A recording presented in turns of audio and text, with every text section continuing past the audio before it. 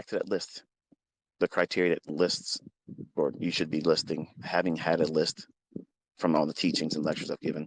You got to know where the weekly chart's going to expand. Because if you don't have that higher time frame sponsorship behind the move, because large flows and delivery in price is going to be seen in an expansion on that weekly chart. It's going to be reaching for some measure of value, either fair value or to reprice to inefficiency, one or the other. So, hang on, there's a guy going by here with a golf cart. Morning, bro. You look too happy. Oh no, he's going to come in here and talk to me. Hold on. Okay, he's going the other way. I thought he's going to come in and say, "Hey, how you doing?" I'm like, "I'm broadcasting. How are you?" the joys of doing things live. But the list and criteria for high probability is we must have an understanding of where that weekly chart's going to expand. And if you don't have that, let him get out of here. Hold on. If you don't have that, you are immediately you're in a low probability condition. Now, can you take trades in low probability? Yes. Are you more prone to be incorrect and lose? Yes. When you win, you won't look at it that way. You'll look at it as, well, I have skill. I outperformed my model. That was the excuse I gave myself when I was coming up. Well, you know, I'm better than that model. And I've had models humble me that I've created where I tried to outperform them, and I've learned my lesson with that.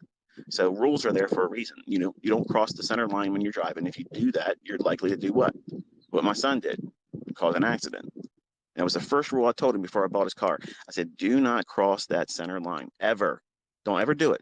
If you do that, 80% of the accidents won't happen.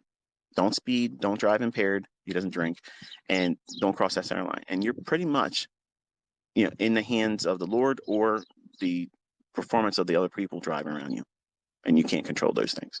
So right away, without weekly expansion or an understanding where it's going to reach for, you are without high probability. Now, assuming that you could, we don't have that. I don't have that right now at present for ES. I don't know where it wants to draw. So I have submitted myself to the rules. I said, okay, well, I can't do anything. Because I can sit out here and tell you what I think it might do based on parts of the model. But those parts are not in alignment with what the model calls for. So I can't sit down with you with a can of green paint and a brand new paintbrush and a brand new canvas and try to paint something in the shade of red or blue or yellow. I don't have the tools to do that. So the model is incomplete. The ingredients for it, the recipe that would call for blue ribbon results, I don't have all the ingredients. So it would be foolish for me to sit out here and try to call something that I know is unlikely. I've done enough. I did 2 days of where I expected certain things, and as soon as it didn't do it, I knew right away, experience taught, I have to stop. Not because I'm afraid, not because I don't know how to do it, because the market's not giving me what my model is looking for, or what I would look for with my model. How is that hard to understand? And why would you view that as a weakness? Because it's not. I know when not to do something. Do you? Do the people that you listen to know when to stop? If they're new, they don't. They're discovering that. And unfortunately, they may be learning that through painful lessons that they may not be sharing with you. They may be doing it in the quiet, in the privacy of their own trading, where you don't see them showing you their results. You don't see them live streaming. You don't see them showing you what they did before their live stream started or after and later on. Whatever results they had when they first started live stream may have evaporated. We've seen many instances of that this year. So you have to have preserve capital at all costs is rule number one. That weekly expansion, you have to know where is that weekly candle, the one that you're in right now for this trading week or before the week begins. You have to have an expectation, a reasonable expectation. You can't just, well, I got a gut feeling it's going to go here. It's going to go. No, it has to make perfect sense technically by the way I teach institutional oral flow and where it's likely to go to. Where has it been? What stops has it just recently taken? Who is in control right now in profit? How can they be harmed? Those are the questions you need to ask yourself when you're looking at price. Because we don't have that weekly expansion where it can draw to a very specific level on the weekly chart on that weekly candle, then we are immediately in low probability. So now that means we're in a scalper's market, because also I mentioned that daily range, it needs to leave that. Not just poke its head above it, it's got to leave it. Then sentiment will shift. And that's all I care. I don't have my heart set on the ES going higher or going lower. I don't care. But I will submit to you that we are going into a seasonal tendency for May going into the middle of June, where it, not all the time, most time, it drops and goes lower into that mid-June time period. So I'm kind of like tipping my hand to you. I believe it's likely to go lower if we're going to only factor in seasonal tendencies. So if I'm going to forecast for you and share my opinion going forward for the next couple months, I believe that ES will be lower if it follows its seasonal tendency. Something can happen, obviously, that can upset that entire thing. And what we've seen in the last 3 years, they're saying UFOs and aliens exist. So anything can happen, folks. Anything can happen. It's Looney Tune land, and you have to be careful. You have to be very, very careful. And I think that's what's being measured in what price is doing right now. Like, there's so many things that are going on, not just in America, but in other countries. And risk is elevated, very, very high. And big money, deep pockets are not in a hurry to assume new risk right now. And that's just investing 101. I mean, you have to have some measure of institutional sponsorship for the market to want to move, not because it's the buying and selling pressure, but there has to be some measure of sentiment to allow for this dance, okay, between liquidity providers and large order flow. That has to be there. And right now, there's a vacuum. That's why you're seeing price behave like it does. Short little runs, which takes us to that list again. For high probability, what did I teach you when we were doing the live sessions? What constitutes a high probability 5-handle run? And I think that's the low hanging fruit objective. Can you use what I taught in that model to get 2 handles and 3 handles and be done? Yes. But the chances of you as a new student or a new trader being, well, disciplined to just stop when you get there, have a limit order to get that 2.5, 3 handles and stop. And there's nothing inherently wrong with that. So, I mean, you hear me talk about 5 handles, minimum 5. That to me is a goal that you should strive for. You won't hit it right away. You'll grow into it and you'll outgrow it over time. But to me, I think that's a reasonable target for someone that doesn't know how to trade, that's never been consistent, that you start aiming for that. And if you do that, that's fine. You'll outgrow it eventually, but you can make a career entirely off of that. There's nothing wrong with just doing 5 handles. There's nothing wrong with you if you can only get 3 handles out of the 5 you're aiming for all the time.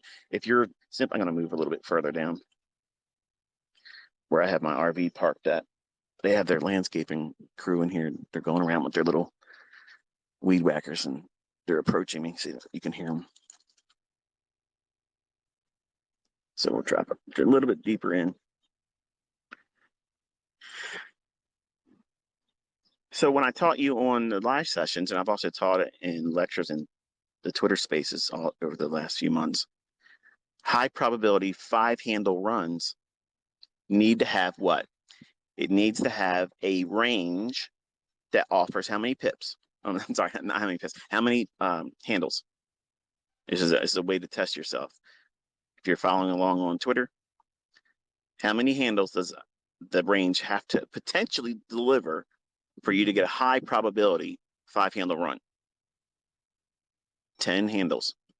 So if the price run that you're looking at, anticipating, you want to see if it can offer you 10 handle total movement.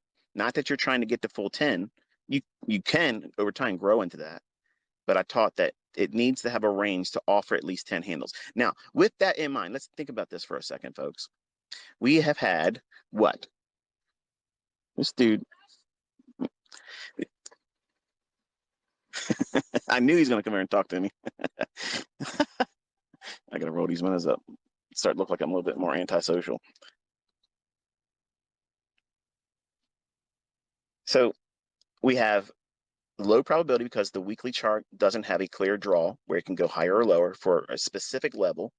So right away that we're in low probability. And we are in a trading range on that daily chart where we have seen wicks and tails both up and down. So we have a balanced price range. Think about it like this. For those that are in relationships, okay, say you're married or you're in a long-term relationship. When there's no arguing and no fighting, no chaos, it's boring, right? That's exactly what you want in your relationship. You don't want chaos. You don't want fights. You don't want arguments. You don't want anything like that. You want everything's balanced. And that's what you're seeing in price action right now. In ES, in NASDAQ, we are in a point of balance. There has not been anything introduced that caused an imbalance. Look at that. Look at the range I showed you on the daily chart for ES, that shaded little area. I tweeted it this morning again. Inside that range, we've seen expansion up and down, back and forth, back and forth. Now imagine that range was an empty space and you had a crayon and you were 5 and 6 years old again, and you were instructed to color that in. That box that I shaded is essentially been colored in, both up and down entirely. So it's balanced. Price has traveled up and down in that range, both ways, multiple times, multiple days. So where's it going to go next? I am submitting to you, and I've said this last week, I don't have a clear indication where it wants to go. So immediately that checks the first box. I am not in high probability conditions. So I'm not live streaming. I'm not going to sit on Twitter and call levels that I know that's likely to not pan out. I'm not going to feed the trolls. They're having a heyday with the 2 days I said, I don't know what I'm doing, and this is what it is. Let's just get out here and spend time together. I don't need to spend every single day to prove the point that I've already taught, that if it's low probability, we're at 50-50. And I don't want to operate in 50-50. You shouldn't want to operate in 50-50. Now, also, no weekly draw. Immediately checks the box. We're in low probability. We're in a trading range. So it's in a balanced price range. We don't know where it's going to go. Now, you're also in a scalper's market. So right now, you have 3 things in that list for the criteria for high probability.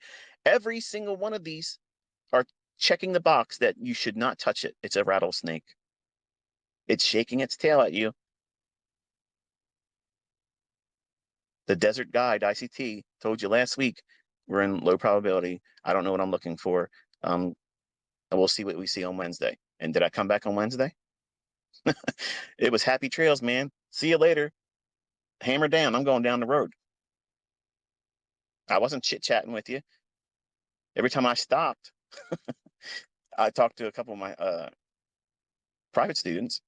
And no, I'm not going to come see. I know a lot of you are saying, hey, you're in Florida, come by. No, no, no, no, no, no, no. No, no, no. I'm not prepared for that. It's not that kind of trip. But now look at the price runs. How many of the price runs that you are trying to partake in, how many of them had the potential to pay out 10 handles? Uh-oh. Now the list grows even larger against you. So right away, it should make perfect sense. This tapestry that I've laid out here beforehand, this is a do not touch market. But ICT, I saw this guy on YouTube and I saw this guy on Twitter, and I'm inside this guy's Discord and he's doing this and he's doing that. And that's wonderful. Well done. If you want to learn from them, go right ahead. I'm not stopping you. I'm not holding anybody hostage here. But if I'm going to teach you and I'm teaching you a model with rules, what type of mentor and what type of sense would it make for me to do things outside the model and the rules I'm teaching you? It makes no sense. What growth would come from learning rules that I myself wouldn't even apply? If the market's telling you this, and that, well, how's that fit with the model? Does the model say we're in high probability conditions? Hammer down, get in here and start looking for setups. No, it's checking every box not to touch it. Don't touch it. And there will be setups. There will be setups that pan out that I won't be a part of. For me to sit down and educate you and have the charts live and say what I think is going to happen, I have to have everything in alignment. Otherwise, I'm going to look like anybody else out there that has no idea what they're doing, because the market's going to perform how the market's going to perform. I have no advantage when those things are occurring. So I have to excel when I know everything is in my favor. It needs to be one-sided. That doesn't mean a trending market. The market needs to be poised to move in a specific location from the weekly chart where I can see that clearly. Okay, I have my bias. I'm going to operate just in that. I'm teaching you how to do that. And that way you can go into the marketplace and study price action with that mindset. But some of you, and if I'm going to be fair and honest, I think it's the majority of the new students, you don't have the benefit of patience. You don't.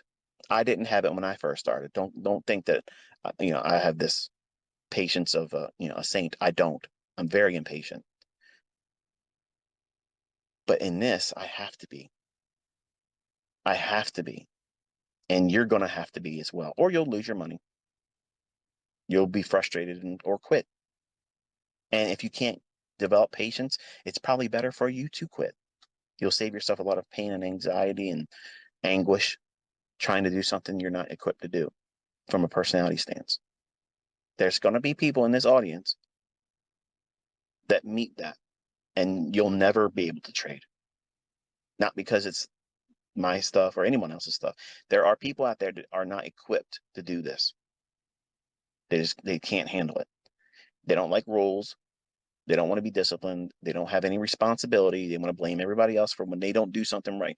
They push a button. They want something to happen. Well, it's somebody else's fault. That's why it happened. No. Listen to what I've been teaching you here.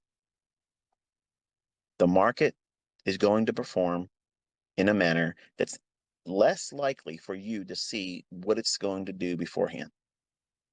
So I'm submitting to that. I am not arm wrestling it. If it's indicating to me that it could go either direction, it's 50-50, why are you trading? Why are you trying to get funded accounts right now? Why are you trying to build your funded account right now when the probabilities are so low and easily come back and stop you out, frustrate you? And if you're new, and that's who I'm talking to, folks. If you're new, you don't have the skill set to observe when you're about to go into a tailspin, because someone that's seasoned, someone's been around for a while, they've had losses and they've had drawdown and they came back from drawdown. Drawdown's not the end of a career. You're going to have drawdown. That's always going to be a factor in your trading. Losses are going to come. 100% strike rates do not exist.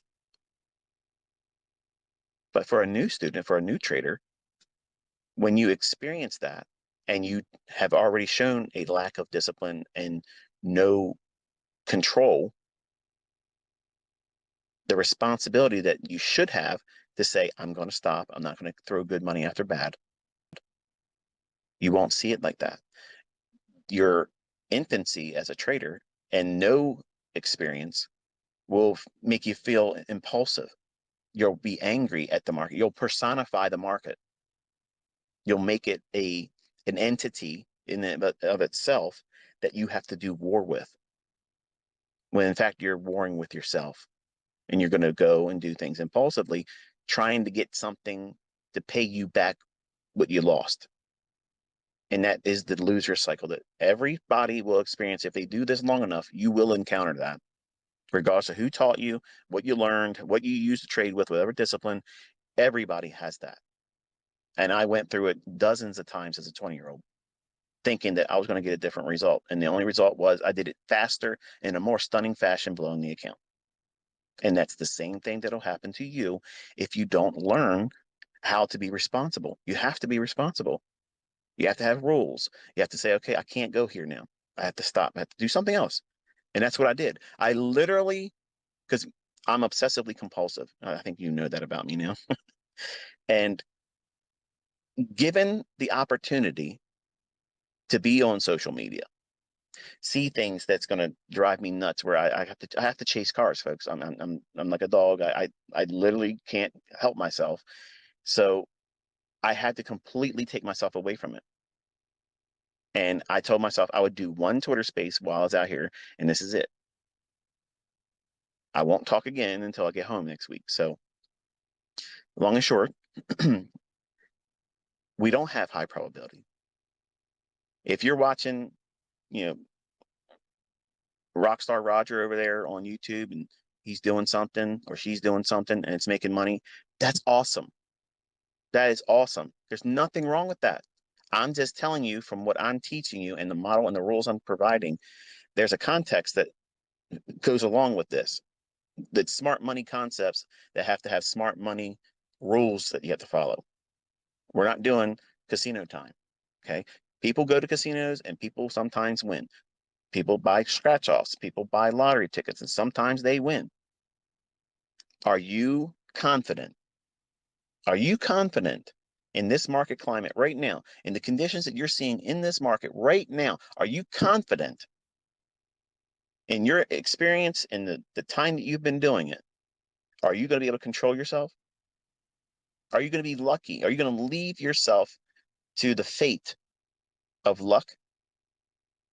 Because if you're willing to do that, you have not learned anything with the time you've been with me. Because luck is not a factor in what we're doing. I saw a student of mine sent me a message, said, did they break the algorithm? Or did we break the algorithm? There's too many people out there that knows how to do it now.